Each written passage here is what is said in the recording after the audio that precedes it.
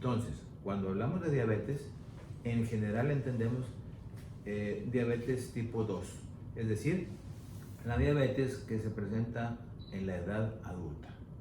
Aunque, tristemente, actualmente tenemos niños que antes eran exclusivamente diabéticos tipo 1, ahora son diabéticos tipo 2, por todo aquello que estamos teniendo de las malas dietas, malos hábitos de no hacer ejercicio, etc. Ok. ¿Y la diabetes, perdón, se cura o se controla? La diabetes como un conjunto de enfermedades realmente no tiene curación. No tiene curación porque las células que producen la insulina, que es la hormona que falta para poder decir que esta enfermedad es diabetes, pues no se repone. Hasta el momento actual hay muchos esfuerzos, hay muchas investigaciones en curso tratando de descubrir algún fármaco o sustancia que revitalice a la célula que produce a esa hormona tan importante que le falta a un diabético, que es la insulina. Esa falta puede ser parcial o total. En el diabético tipo 1, que antes se denominaba diabético juvenil o diabético infantil, ahí en ese caso falta totalmente la insulina y entonces requiere exclusivamente como tratamiento a la insulina. Y en la diabetes tipo 2 generalmente hay falta parcial de la insulina, es decir, produce algo de insulina. Hablando de la insulina, ¿cuánto tiempo tarda un diabético en regularizar sus niveles de insulina? Esto dependería de qué tan descontrolado esté sus, entre comillas, niveles de insulina. Ordinariamente, si hiciéramos una gráfica en un pizarrón en donde se dibujara el nivel o los niveles de glucosa en el transcurso de un día, es decir, de 24 horas, veríamos que tiene variaciones. Amanecemos, por ejemplo, con un nivel, vamos a decirlo, de 100 de insulina, perdón, de glucosa, pero asociado a la glucosa que tenemos en el cuerpo, está asociado al nivel de insulina, que es hacia donde va la pregunta. Entonces, quien estuviese descontrolado de su diabetes, bueno, pues si tenemos a un paciente diabético que tuviese, por ejemplo, 900 de glucosa, pues para poder controlarlo, es decir, para poder llevar de ese nivel de 900 de glucosa a un nivel normal, nos tardaríamos algunos días. ¿Por qué razón? Pues porque teóricamente podemos administrar medicamentos, insulina, para bajar la glucosa de forma rápida. Sin embargo, esto podría matar al paciente. El control de una glucosa, o sea, del azúcar muy alta, en un diabético descontrolado, debe ser gradual. Eso es un principio bien importante. Es un control gradual. Entonces, concretamente, dependiendo de los niveles descontrolados de glucosa, lo que pudiéramos tardarnos en controlarlo. Un ejemplo, me dice un paciente: doctor, tengo en este momento, voy a comer, me acabo de checar el azúcar y tengo 200 de azúcar. El promedio normal que debe tener una persona antes de sentarse a comer comida principal y cenar, teóricamente es entre 80 y 130. Si tenemos 200 antes de comer, pues entonces le vamos a adicionar o le vamos a agregar a esos 200 lo que vayamos a ingerir en esa comida. Entonces, esta persona que tiene 200 antes de comida, pues va a estar más fácilmente controlable en pocas horas, diferente a un paciente que tenga 800 o 900. En este segundo caso de la persona que tiene un nivel de glucosa, un descontrol mucho mayor, nos llevaremos algunos días, un día, 2 días, dependiendo de cada persona. Pero es es muy importante, insisto, el disminuir la glucosa para llevar a su control en forma pausada. Decía, por ejemplo, los tipos de diabetes. ¿Hay forma de prevenir, por ejemplo, el gestacional? Bien, la prevención, ahorita que menciona esto, es vital, es lo que muchas veces nos falta, prevenir, no nada más en diabetes. La prevención es vital para cualquier patología, cuando se puede. No todas las patologías, no todas las enfermedades se pueden prevenir, pero en particular en la diabetes sí hay forma de intervenir, al menos para, uno, darnos cuenta que existe un probable problema futuro y, bueno, pues intervenir realmente para evitar llegar a ser primero prediabético y después diabético. Y para esto hay que reconocer los factores de riesgo. ¿Y qué llamamos factores de riesgo? Bueno, factores de riesgo en diabetes son, número uno, ser mexicano. Nuestra raza es muy fácilmente presa de la diabetes. Ser mexicano es un factor de riesgo. Número dos, tener familiares diabéticos, la genética, la herencia. Esto es bien importante. Entonces tenemos factores de riesgo: ser mexicano, la raza. Número dos, tener un familiares diabéticos. Tres, tener lo que la gente llama comúnmente mala dieta. Generalmente hay una mala información o poca cultura en el aspecto nutricional. Actualmente se están tomando algunas medidas que creo que son en general adecuadas. Tal vez la forma pueda ajustarse, pero sí todo alimento que consumamos debe de llevar una información nutricional. Pues, la nutrición mala es otro factor de riesgo. Otro factor de riesgo más sería el cuarto, que no necesariamente más importante, pero sí son el ejercicio. Falta de ejercicio, activación.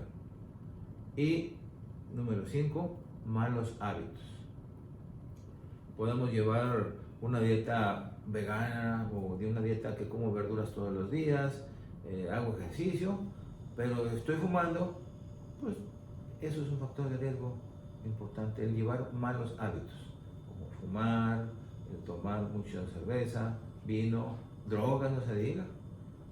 Esos son, creo yo, los más importantes factores de riesgo a tomar para que una persona se considere dentro de un área de riesgo para a futuro hacerse, por así decirlo, diabética. Claro, primero llega a una zona que se llama prediabetes. Ok.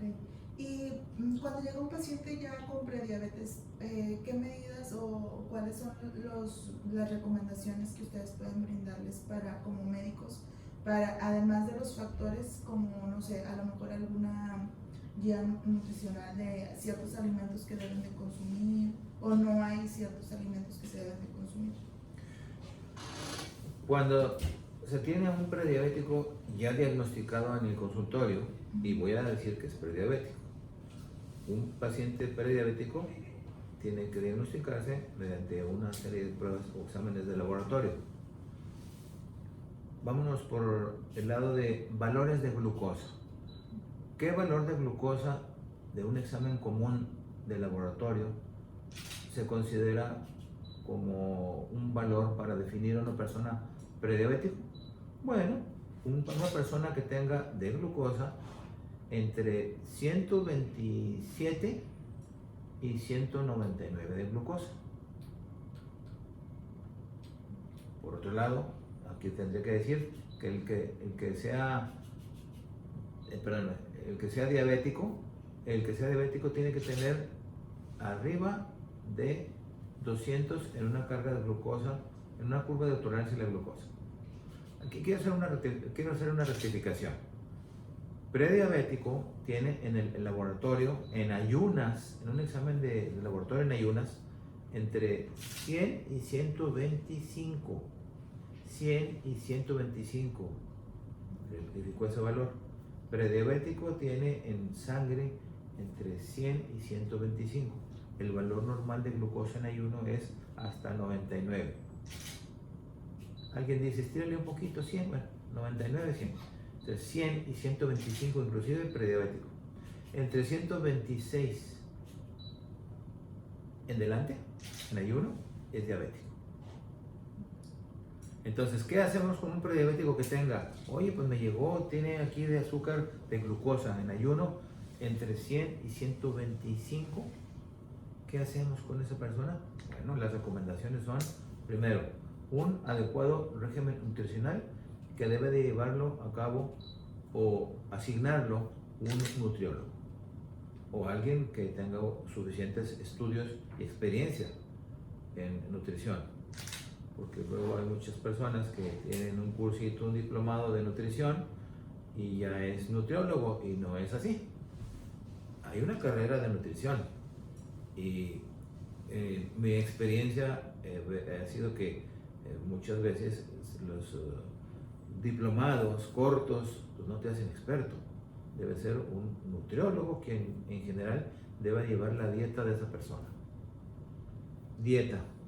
Número 2, ejercicio. Y quitar malos hábitos. Esas son las medidas básicas para el manejo del prediabético. Y una cosa más, un medicamento. Tiene que asignarse un medicamento. ¿Por qué razón?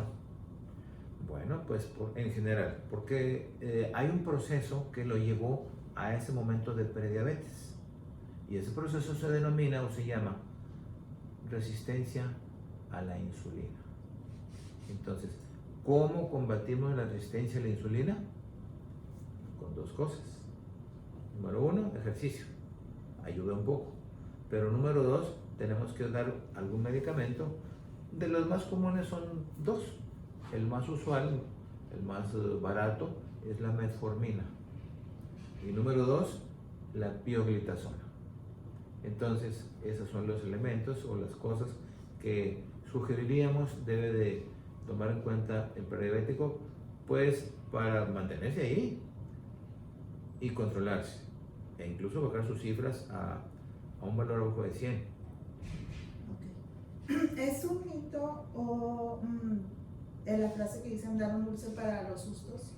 ¿O son como que cosas de los mexicanos, o sea, que tenemos como cultura de que siempre estamos comiendo dulce, azúcar y eso? Alguien se asusta, se cae un niño, dale pan. Ajá. Dale un dulce para el susto. Sí, es un mito. Es un mito.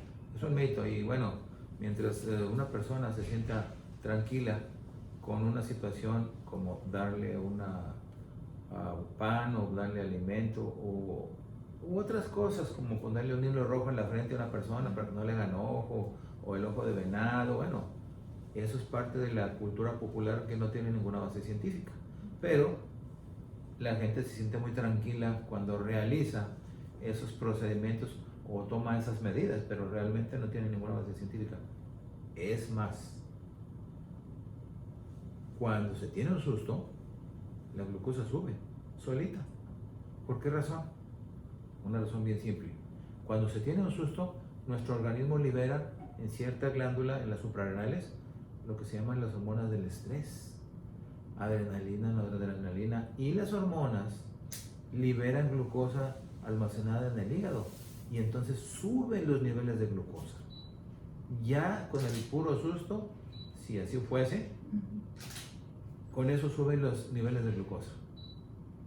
Ya no se necesitaría. Ya no necesitaría la cucharada de azúcar, el pan, la cajeta, la miel y tantas cosas que les da. Pero bueno, esa es la cultura popular mexicana.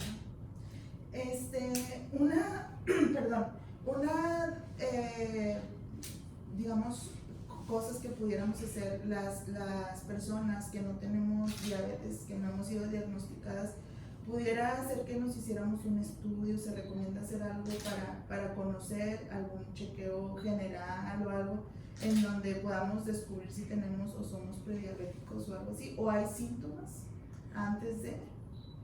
Usualmente no hay síntomas.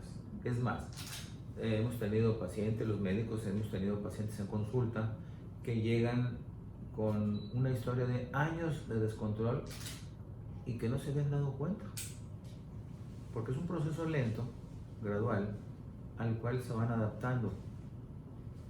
Se van adaptando al ir muy seguido al baño, por cuando se tiene glucosa muy alta. Se van adaptando en ocasiones a ir perdiendo peso, creyendo que están haciendo una persona, por ejemplo, que esté un poco pasada de peso o obesa. Mira qué bien está bajando de peso, muy bien. Oh, sí, pero no se está dando cuenta que su baja de peso es por un descontrol metabólico que se llama catabolismo, por una elevación muy importante en la glucosa, y entonces está perdiendo peso y nos está llevando a un problema muy serio, y ya siendo un diabético sin darse cuenta. Entonces, ¿qué exámenes podemos solicitar o debemos de solicitar a una persona periódicamente? Bueno, pues unos exámenes básicos como son una biometría, una química y un examen general de orina. Sin embargo, si queremos ir un poco más allá y estirar, por así decirlo, el brazo investigador para ver con años de anticipación si una persona puede estar ya en esa situación en camino a la prediabetes, vamos a ligar aquí un comentario que hice hace un momento: la presencia de resistencia a la insulina que nos lleva a la diabetes. Este proceso de resistencia a la insulina inicia cuando menos 10 años antes, 10 o 15 años antes de hacerse prediabético o diabético. Entonces, ¿cómo descubrimos ese proceso de resistencia a la insulina? Porque ese proceso no se descubre por ver a una persona así o con un aparato en consultorio que le tomamos la presión o algo así. Se descubre con un proceso, con un examen de laboratorio. ¿Qué exámenes de laboratorio teóricamente podemos pedir los médicos y que muchas veces no los pedimos? 2. Número 1, lo que se llama el índice OMA. Se escribe con H, H-O-M-A. Índice OMA. El índice OMA actualmente ya está muy perfeccionado. Antes no se pedía, ya no existía, era más complicado. Pero el índice OMA nos dice si hay o no hay resistencia a la insulina. Dependiendo del kit o del parámetro que utilice cada laboratorio, pero más o menos todos dicen índice OMA normal hasta 2 puntos y tantos, 2.60. Quien tenga un índice OMA arriba de eso tiene resistencia a la insulina. Entre más alto ese numerito, más descontrol en ese sentido de tener resistencia a la insulina obtenemos. Entonces, y esa persona tiene valores normales de glucosa y cándidamente dice: ya me chequé, ya me hice la prueba del dedito, o ya me hicieron en la empresa mis exámenes y salí con 90 de glucosa. Sí, pero no sabes que por ahí viene ya la resistencia a la insulina, y eso te va, si no hacemos algo, garantizado que te va a llevar, casi garantizado que te va a llevar a la prediabetes y luego a la diabetes. Entonces, recapitulando, índice OMA como estudio que nos dice con muchísimos años de anticipación que hay un problema, resistencia a la insulina, que nos va a llevar a la prediabetes o a la diabetes finalmente. Y luego, número 2, una curva de insulina.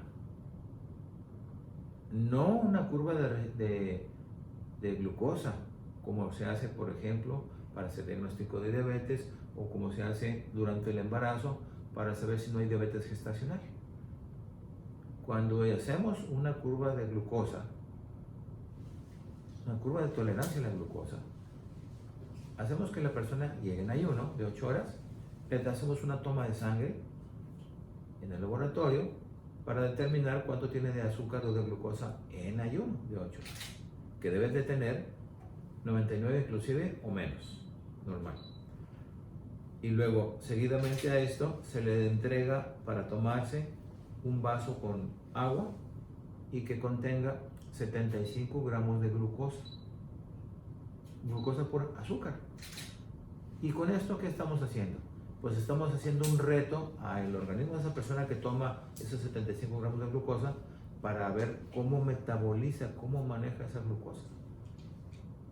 Entonces se toma a esa persona los 75 gramos de glucosa diluidos en ese vaso de agua, y ahí le podemos poner limón o no le podemos poner limón, eso no cuenta, para darle saborcito. Y luego se hace toma de sangre 1 y 2 horas después. Hay quien toma hasta 3 horas, pero con 1 y 2 horas después está bien. ¿Y qué sucedería ahí? Bueno, ahí va a suceder que nuestro organismo tiene que echar mano de sus herramientas para esa glucosa que me están dando, que bien pudiera ser cajeta u otras cosas, pero ¿cuánto tenemos de azúcar en una cajeta? Pues estaría más difícil medirlo, pero ya glucosa pura sí le podemos medir en peso, 75 gramos. Entonces se le hace una determinación de glucosa a la hora y a las 2 horas, mediante una toma de sangre a la hora y a las 2 horas. Pues bien, una persona normal a la que se le haga ese procedimiento de la curva de tolerancia a la glucosa debe de tener 2 horas después, pues no más de 140 de azúcar, no más de 140. Y una persona normal tiene una reserva tan potente de insulina, una capacidad de formar insulina según lo que comamos, que realmente casi lo que coma de azúcar a las 2 horas ya está controladito y está máximo en 140. Pero en el caso de las personas que tienen resistencia a la insulina y que con el tiempo llegarían a hacerse diabéticos, si hacemos una determinación ya no de glucosa como los que hemos mencionado ahorita, sino de insulina, bueno, también llega al laboratorio, se le hace una toma de sangre, pero no para determinar azúcar, sino para determinar qué cantidad de insulina tiene en ese momento en ayunas. Se le da su cantidad, igual que en la curva de glucosa, de la misma, o sea, de glucosa, 75 gramos. Y se le hace una toma también a la hora, a las 2 horas. Igual hay quien hace la toma a las 3 horas, o incluso hasta la media hora. Pero lo que veríamos en una persona que tiene resistencia a la insulina son valores altos en alguno de esos momentos. ¿Cuáles momentos? Bueno, la toma de ayuno para ver cuánta insulina tiene esa persona en ayuno puede estar alto y sin haber todavía comido o probado en este momento, en este caso, los 75 gramos de glucosa. No se diga a la hora y a las 2 horas. Vemos quien tiene resistencia a la insulina, valores altísimos de insulina. Entonces alguien puede decir, ay, pues esto entonces está muy bien, pero no. ¿Cuál es la razón de estar alarmados aquí? Cuando pedamos una curva de insulina, en la cual, vuelvo a repetir, nos daría el valor de insulina basal en ayuno y la insulina a la hora y a las 2 horas. Bueno, lo que está pasando es lo siguiente.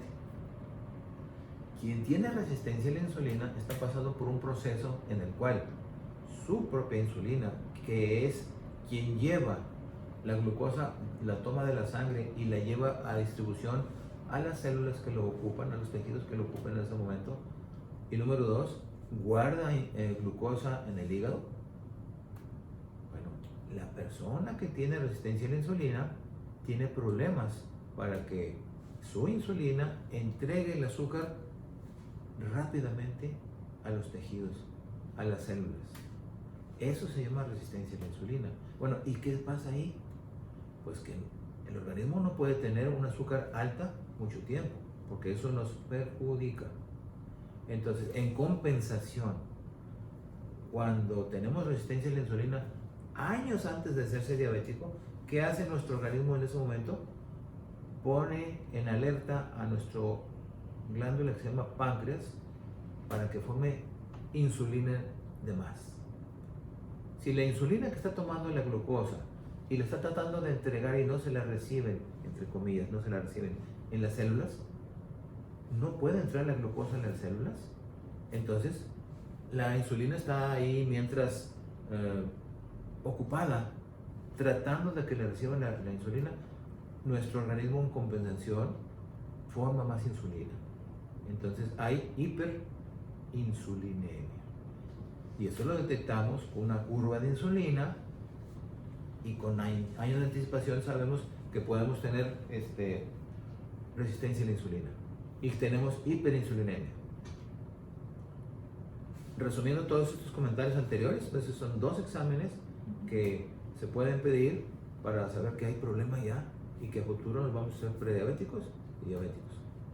1, índice OMA, que nos dice que hay resistencia a la insulina, y 2, la curva de insulina, que nos dice objetivamente cuánta insulina en exceso estamos produciendo. Y entonces el páncreas en algún momento se va a cansar de formar insulina. Y cuando se canse, entre comillas, de formar insulina, truena. Y entonces sí, ya no va a formar insulina. Y se declara la prediabetes primero y luego la diabetes. Entonces tenemos que descubrir si hay o no hay resistencia a la insulina. Y hay algunos datos que nos pueden hacer sospechar. ¿Cuáles son? Pues 1, tener factores de riesgo. Si soy mexicano, tengo familiares diabéticos, no como bien, no hago ejercicio, y algo que me faltaba mencionar, obesidad, pues todos esos son factores de riesgo que me van a llevar seguramente, sin que me hagan ningún índice OMA ni ninguna curva de insulina, me van a llevar a la diabetes. Ya, es como que en automático, como que a ver, los requisitos todos los cumples, ya, es Sí. seguro. Sí. Pero sí hay manera entonces de prevenir, ¿verdad, doctor? Le comento porque tengo primos de mi edad, digo, tengo 46 años, no me da pena, pero incluso hasta unos años más chicos, que ellos ya les detectaron diabetes. Pregúntame si se cuidan. Digo, no sé si es por la falta de cultura o porque de plano no les importa, pero al rato van a estar, digo, ojalá y me equivoque, pero todo va encauzado, A complicaciones. desgraciadamente, a complicaciones cuando estén más grandes y sobre todo que al rato, digo, he visto mucha gente que a veces hasta pierde un órgano, o sea, o pierde alguna, no sé, pie, pierna, etcétera, porque desgraciadamente se va complicando con el tiempo. Entonces, pues yo creo Sí. que... Tristemente, tenemos en la diabetes el riesgo, ya siendo diabético, de 2 tipos de complicaciones. Número 1, las complicaciones, diríamos, no es la palabra, pero suena duro, garantizadas. A un paciente se le puede garantizar que va a tener problemas de ojos, retinopatía se llama en medicina, y por lo tanto al final puede tener ceguera, daño de los ojos, de la retina. Número 2, nefropatía, riñón dañado, y por lo tanto puede al final estar dependiendo de una máquina para hacerse diálisis, ya sea diálisis peritoneal en su abdomen o hemodiálisis, el recambio y limpieza de sangre, por así decirlo, en forma sencilla. Ahí van 2 complicaciones, ojos y riñones, pero también se complican todos los nervios, los filetes nerviosos que controlan funciones vitales. Por ejemplo, la sensibilidad.